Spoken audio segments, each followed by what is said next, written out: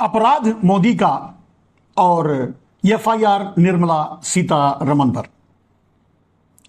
वैसे भी गिरोह में शामिल होने का, गिरोह में मिलकर के देश को लूटने का, गिरोह में रहने का इतनी तो सजा बनती ही है। खैर, मुख्य रूप से अगर कोई अपराधी इस देश में है इस तरह का, जिसके लिए कर्नाटका की एक अदालत ने निर्मला सीतारमण पर एफआईआर करने का आदेश दिया है, उसका अगर कोई मास्टरमाइंड कोई है, अगर मूल अपराधी कोई है, तो वो नरेंद्र मोदी है। इसमें कोई डाउट नहीं किसी को, पूरा देश पूरा इस बात को जानता है। आज प्रेस कॉन्फ्रेंस करके जयराम रमेश और उनके साथी ने प्रेस कॉन्फ्रेंस करके इस पर मांग की कि निर्मला सीतारमण को इस्तीफा देना चाहिए और किस तरह से, किस मॉडल के रूप में, किस मॉडल का विस्तार करके इस अपराध को अंजाम दिया गया, उसका विस्तार से वर्णन किया और यह भी बताया कि इसके मूल अपराधी तो नरेंद्र मोदी हैं। कांग्रेस यह कहने से नहीं चूक रही है। राहुल गांधी वैसे भी खुल करके अडानी और मोदी पर प्रहार कर रहे हैं, खास करके अगर हरियाणा चुनाव, जम्मू कश्मीर के चुनावी भाषणों को देखेंगे तो आप समझ जाएंगे। मूल बात यह है कि आज बीजेपी, जो नरेंद्र मोदी, दो तथाकथित पत्रकारों के कहने पर यह कहा था, कौन राहुल गांधी, वो आज राहुल गांधी से शुरू होकर राहुल गांधी पर ही खत्म करते हैं अपना भाषण। यानी अब राहुल गांधी को वो पहचान गए हैं और जान गए हैं।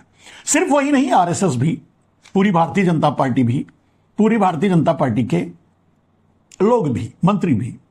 अमित शाह राहुल से शुरू होकर राहुल पर खत्म होते हैं, नड्डा राहुल से शुरू होकर राहुल पर खत्म करते हैं।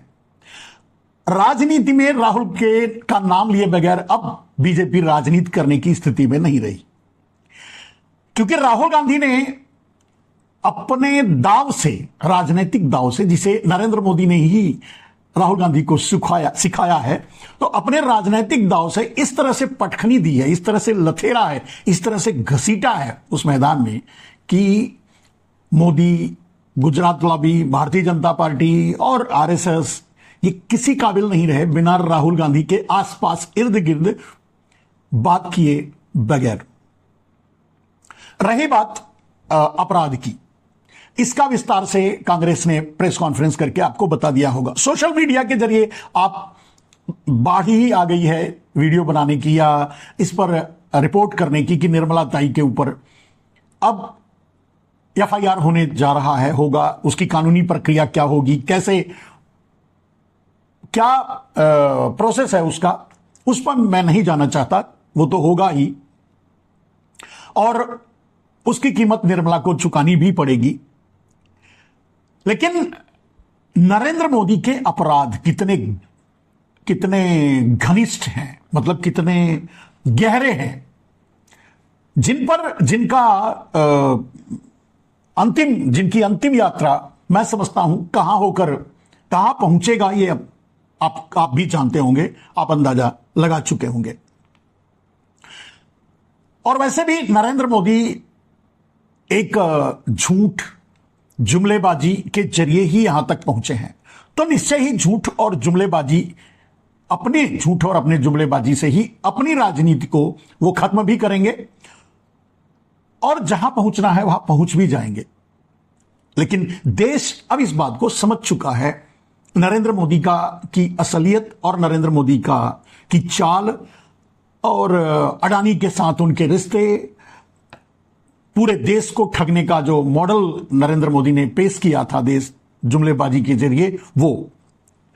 वैसे भी आपको पता है कि नरेंद्र मोदी ने लोगों को भ्रम में डाल करके, जैसे मैंने कहा कि मैं तो चौकीदार हूं, तो देश ने समझ लिया कि नरेंद्र मोदी माने अपने देश के चौकीदार हैं, देश की रक्षा करेंगे।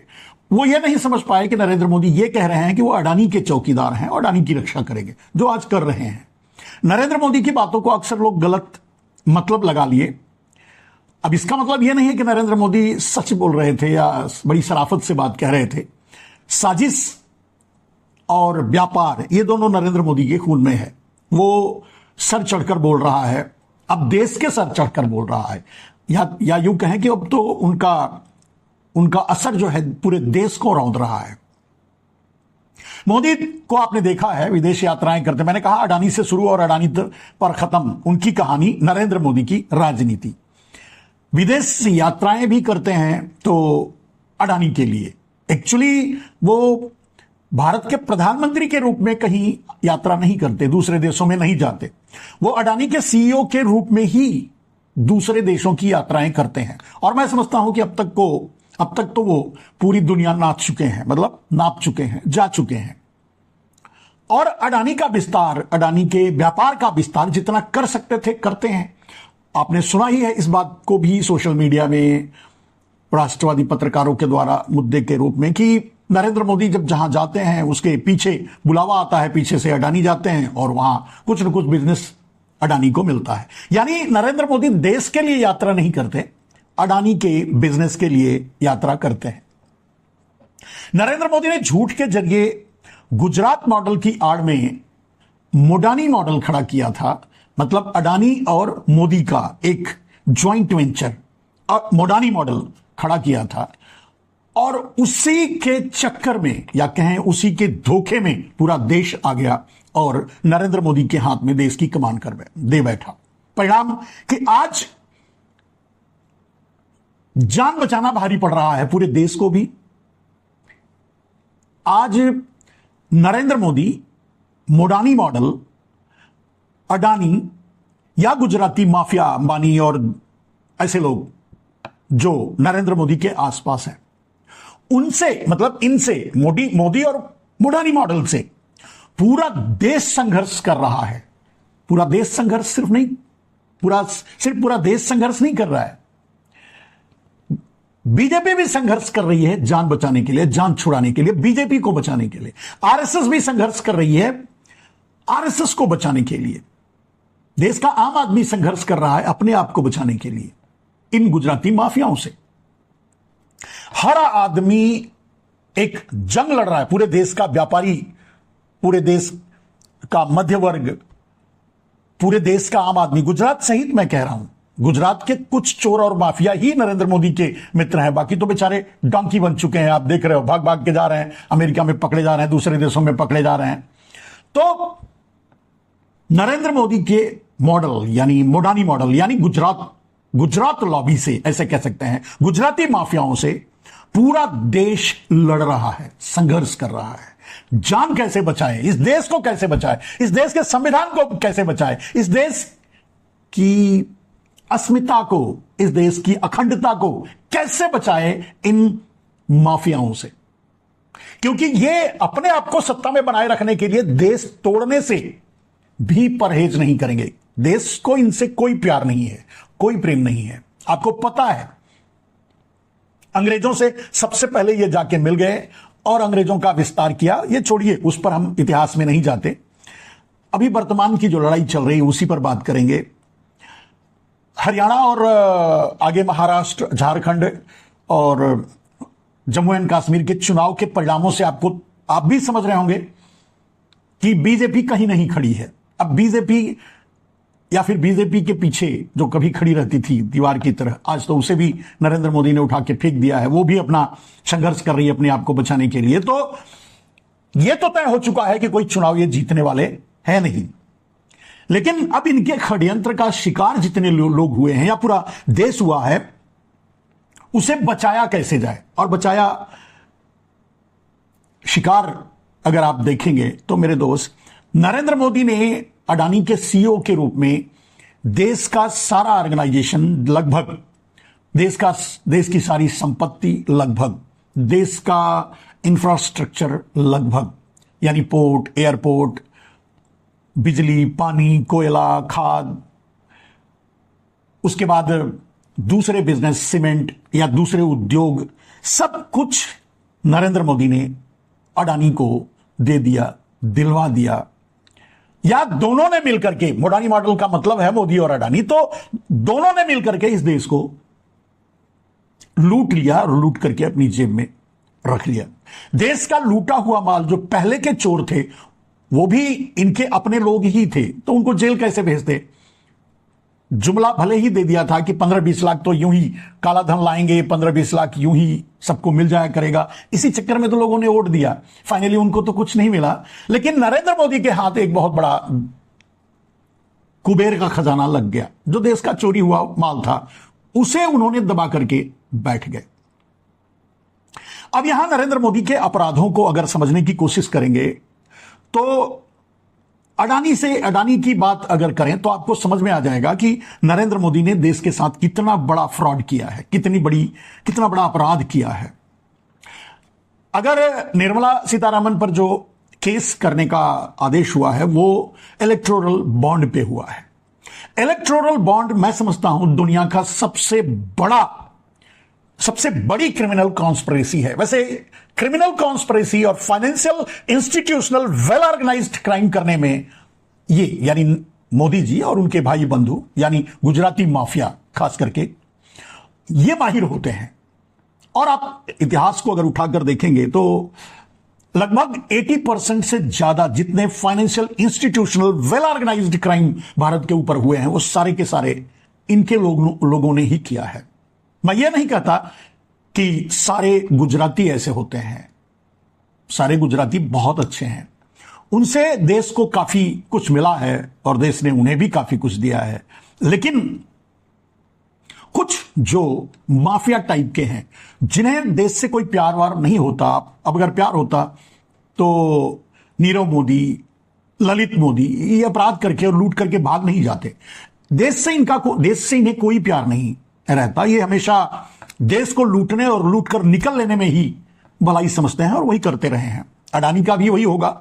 जिस दिन प्रेशर बढ़ेगा भारत में अडानी पर, कानून का सिकंजा कसेगा, क्योंकि अडानी से माफिया इस दुनिया में, बड़ा माफिया शायद इस दुनिया में, भारत में तो नहीं है, दुनिया में जो हो भी तो नहीं कह सकते। और जिस दिन, क्योंकि आपको पता है कि ड्रग्स से लेकर के और सिंडिकेट चलाने तक अडानी वही काम किया है। अडानी ने क्या किया है इस पर आगे 1-2 मिनट में आपको समझ में आ जाएगा मेरे दोस्त। तो अडानी पर जिस समय सिकंजा कसेगा अडानी भी मैदान मतलब भारत छोड़ के भाग जाएगा, कहीं जाकर के बस जाएगा। पहले से भी तैयारी कर चुका होगा। पीछे पीछे नरेंद्र मोदी भी चले जाए तो कोई बड़ी बात नहीं होगी, क्योंकि सबसे बड़ी बात कि इनको देश से कोई प्यार नहीं है, देश में मरने मिटने के लिए तैयार नहीं है। मरने मिटने की बात करेंगे, अभी अडानी पर आते हैं, उसके पहले अगर आप समझने की कोशिश करेंगे तो इतिहास में आपको ये अंग्रेजों से लोहा लेते हुए और लोहा लेकर जान देते हुए अपनी जान की कीमत पर देश बचाने की, देश की रक्षा करने के लिए इनमें से कोई नहीं मिलेगा। नाम अगर ढूंढेंगे तो शायद कहीं मिल जाए, वरना तो नहीं मिलता है। मैं इतिहास को अगर खंगालने की कोशिश करता हूं तो बाहरी आक्रमणकारियों से लड़ना ये नहीं जानते, ये उनसे मिल जाते हैं और उल्टा उनके साथ मिलकर देश पर हमला करते हैं, चाहे अंग्रेज हो, चाहे मुगल हो, चाहे पूरे इतिहास को आप देख डालिए। अगर थोड़ा आगे आएंगे तो आजादी का मैंने बता दिया कि इनका कोई योगदान नहीं रहा है। तो मैंने प्राणों की आहुति देकर देश को बचाने की बात की। हां, यहां दो बड़े नाम आपके सामने आ जाते हैं, सरदार पटेल और महात्मा गांधी। दोनों जीवित थे और दोनों आजादी के बाद तक रहे और शिकार भी हुए तो इन्हीं लोगों का शिकार भी हो गए। लड़ाई उन्होंने निश्चय ही देश के लिए लड़ी, लेकिन इसके पीछे कोई इतिहास नहीं मिलता।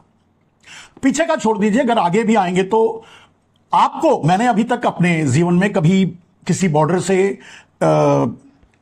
किसी शहीद का जनाजा निकला हो और वो गुजरात गया हो, मैंने अभी तक तो नहीं सुना है कि गुजरात कोई शहीद हो गया, चाहे बाघा बॉर्डर, चाहे जहां भी जैसे घटना हुई थी, पुलवामा की घटना ले लो या जितनी भी घटना आतंकवादी घटनाएं हुई, या लोहा लेते हुए हमारी सेना मारी जाती है जब आतंकवादियों से, ऐसे घटनाएं हुई, गलवान घाटी की, कहीं एक गुजराती कोई शहीद हुआ हो और उसका जनाजा गुजरात गया हो, आपने भी नहीं सुना होगा, देखा होगा, मैंने भी नहीं देखा। अगर कोई होगा तो हो सकता है, ऐसा कुछ नहीं। परसेंट कहने का मतलब ये आज भी हमारे और आपके लिए, इस देश के लिए बंदूक उठाकर सीमा पर नहीं खड़े होते। दावा करने के लिए नरेंद्र मोदी लंबी लंबी फेंकते हैं, वो बात अलग है, सब मिलकर के फेंकते हैं। अमित शाह, मोदी, अडानी, अंबानी, ये यही काम करते हैं जो आज सामने आपके है। फिर से आ जाते हैं मेरे दोस्त की 80% से ज्यादा financial institutional well organised crime करने वाले यही लोग हैं। 80% बैंकों को फ्रॉड करने वाले यही लोग हैं। 80% बैंकों का लोन लेकर बैठे हैं, पैसा नहीं दे रहे हैं, यही लोग हैं। 80% लोन लेकर बैंकों से फ्रॉड करके भाग गए, यही लोग हैं। खैर, अब ये लोग छोड़ देते हैं, सीधे आ जाते हैं अडानी और मोदी पर।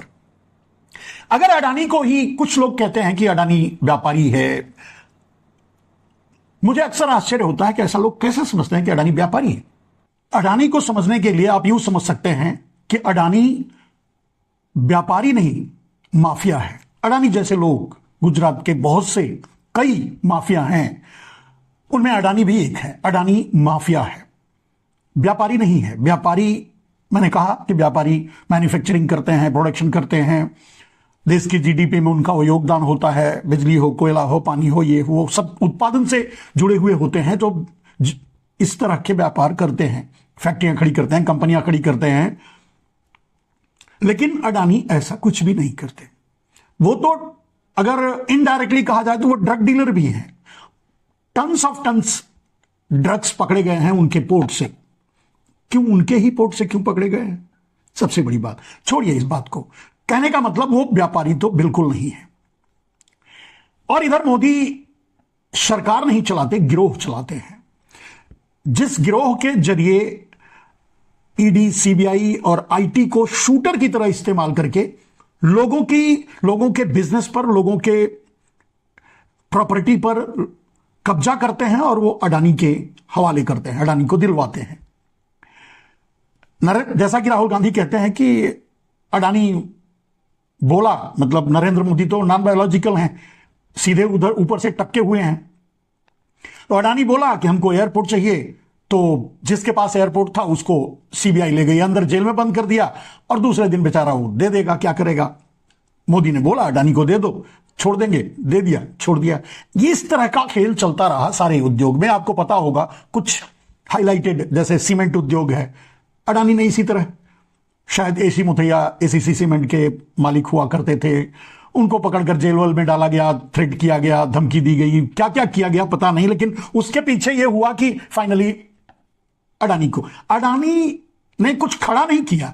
किसी खड़ी हुई, जैसे मान लीजिए किसी ने बिल्डिंग बनाई, किसी ने एक फैक्ट्री बनाई, किसी ने एक उद्योग खड़ा किया, अडानी कुछ नहीं किया। अडानी जबरदस्ती मोदी के साथ मिलकर के, मोदी गिरोह चलाते हैं, सरकार नहीं, अडानी माफिया है। तो अडानी और मोडानी का मिला जुला एक सिंडिकेट है।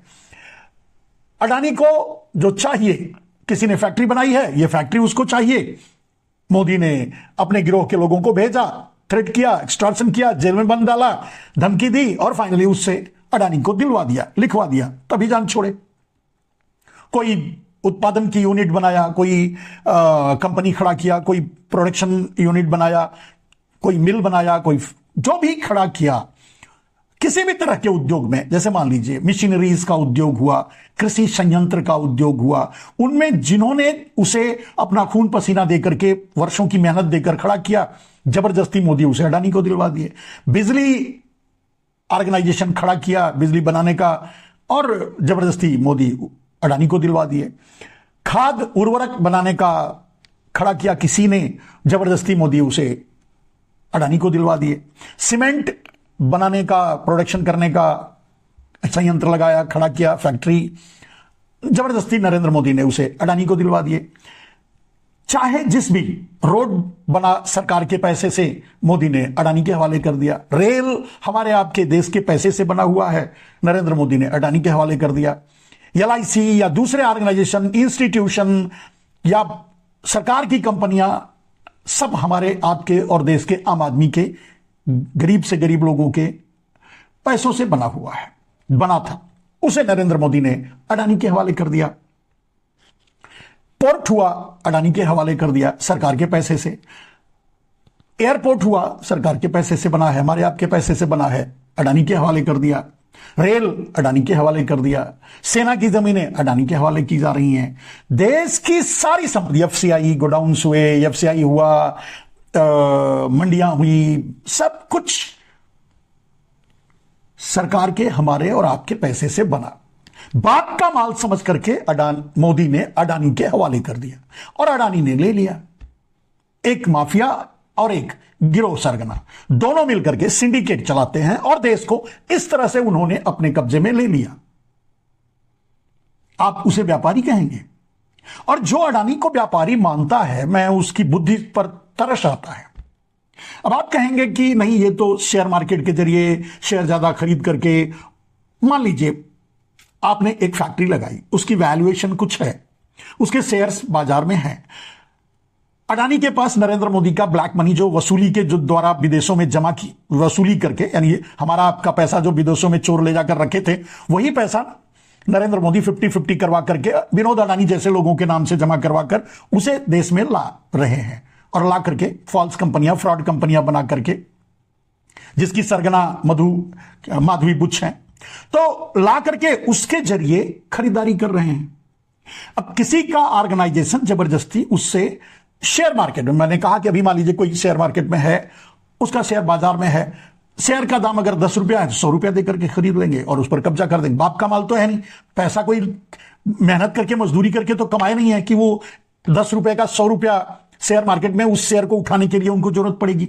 बस किसी भी तरह उस पर कब्जा करना है। पैसे अथाह हैं, 400 लाख करोड़, यही आरएसएस यानी चड्डी गैंग और यही भारतीय जनता पार्टी, सब मोदी मिलकर के कहा करते थे 400 लाख करोड़। आपको भी 15-20 लाख देने का वादा किया करते थे कि 15-20 लाख तो यूं ही आपको मिल जाएंगे, काला धन 100 दिन में नहीं लाएंगे तो मुझे चौराहे पे लेके आना। खैर वो तो जाने, उसको तो जुमला ही साबित कर दिया, बोल ही दिया। खैर नरेंद्र मोदी झूठ के अलावा बोलते ही नहीं है, और एक माफिया, एक सरगना किसी गैंग का, वो झूठ नहीं बोलेगा तो बोलेगा क्या? नरेंद्र मोदी सच बोल ही नहीं सकते, क्योंकि सच पर जो चलता है वही तो सच बोल पाएगा। नरेंद्र मोदी आम आदमी से कोई उनका रिश्ता नहीं है, उनकी दुनिया में एक अडानी एक इंसान है।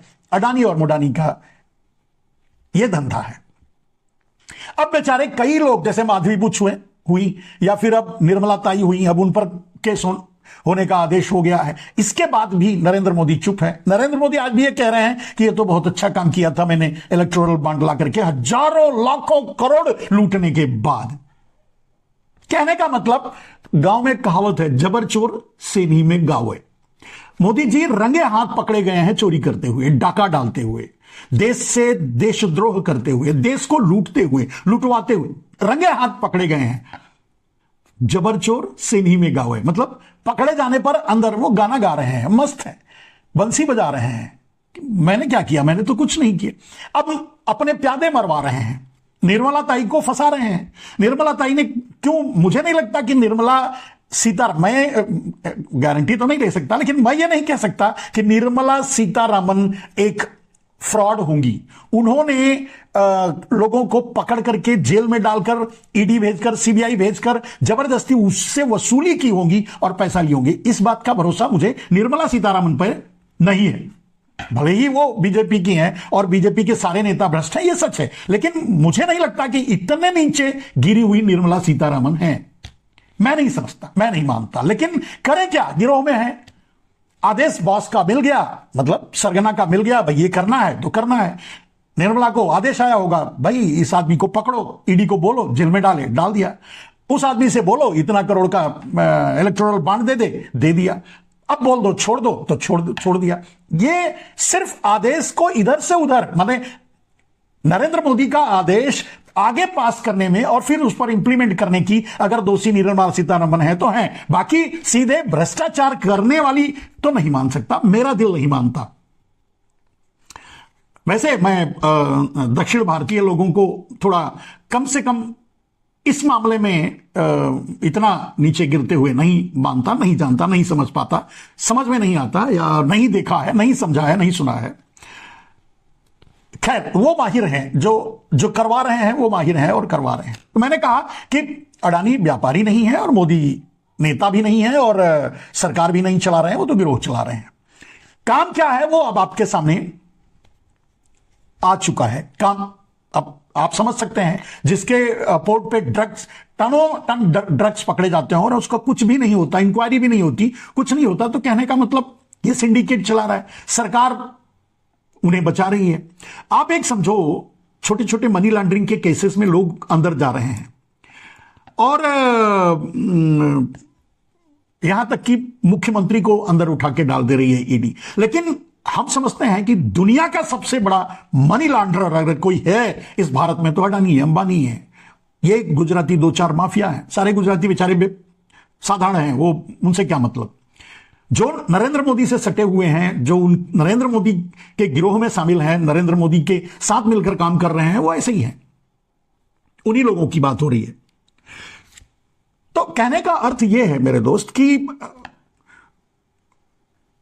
केस अगर होना चाहिए, अगर जेल में किसी को जाना चाहिए तो सरगना को जाना चाहिए, जो सब चला रहा है, जो आज भी कहीं नरेंद्र मोदी किसी मंच से, चलिए हरियाणा में चुनाव है या जम्मू कश्मीर में चुनाव है, खंडन ही नहीं कर रहे हैं कि नहीं मैंने ऐसा नहीं किया या मैं ऐसा नहीं हूं या जो भी कुछ भी। कहने का मतलब हरियाणा में है, किसानों के साथ इतनी बड़ी बर्बरता करने के बाद भी उस बारे में बोल रहे हैं, नहीं बोल रहे हैं, उसकी सफाई दे रहे हैं, नहीं दे रहे हैं। वहां की महिलाओं को, मतलब महिला खिलाड़ियों को के साथ जो बर्बरता की उस पर क्या सफाई दे रहे हैं नरेंद्र मोदी? नहीं दे रहे हैं।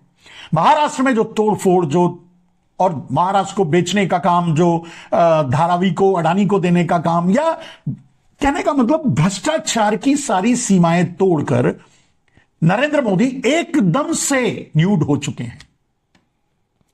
नरेंद्र मोदी को भारत का बच्चा भी ये जान चुका है, समझ चुका है। एक बच्चा ये जानता है कि नरेंद्र मोदी से भ्रष्ट दुनिया में कोई है ही नहीं। उसके बाद भी नरेंद्र मोदी ताल ठोक कर आपके बीच आते हैं, खड़े होते हैं, बात करते हैं, वोट मांगते हैं, दूसरों का मजाक उड़ाते हैं, राहुल पर कमेंट करते हैं, कांग्रेस को दोषी ठहराते हैं। पता नहीं, आपको देने के लिए 10 साल, 20 साल, 50 साल बाद का सपना दिखाते हैं, जब वो होंगे भी नहीं शायद। और वैसे भी मतलब अजन्मा है, यानी कि नॉन बायोलॉजिकल हैं, तो हो सकता है वो 100-200 साल आगे तक रहें, 1000-2000 साल तक राज करें, ऐसा भी हो सकता है। कहा नहीं जा सकता, अगर वो नॉन बायोलॉजिकल हैं तो रह सकते हैं। नॉन बायोलॉजिकल कोई, उसको तो कुछ होता नहीं, आप तो जानते हैं। खैर, अब समझने के लिए बस इतनी बात थी। और इस मामले में खास करके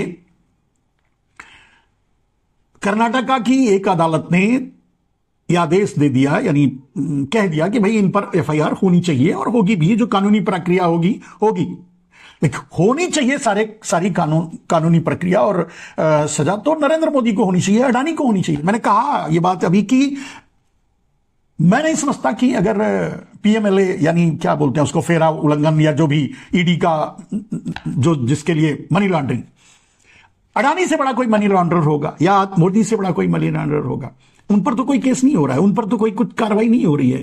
क्यों नहीं हो रही है? कि दोनों एक साथ हैं।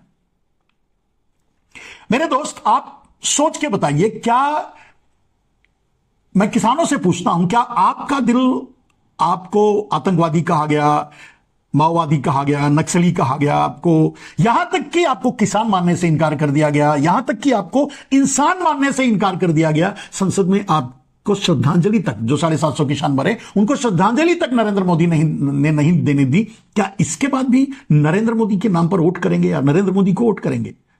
मैं नहीं जानता। महिलाएं और हरियाणा के लोग क्या अपने बहन बेटी के सम्मान की रक्षा नहीं करेंगे?